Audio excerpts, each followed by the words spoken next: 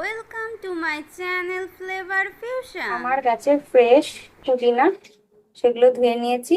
আর এই যে কাগজি লেবু আর পাতি লেবু দুটো ইউজ করব আমি। এটাকে এবার একটু মিক্সড করে নেব। আর এখানে আইস কিউব দিয়ে নিয়েছি যাতে এটা কালো না হয়ে যায়, সেই জন্য আইস কিউব দিয়ে নিয়েছি। আমি চিনি দিয়ে নিয়েছি 2 চামচ। ছেঁকে নেব।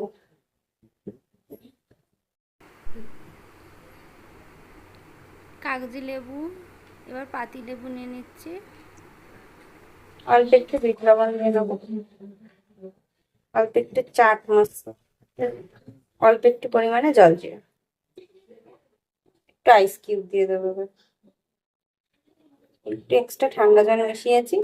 কেউ চাইলে ইয়ে দিতে পারে, সোডা ওয়াটারও দিতে পারে।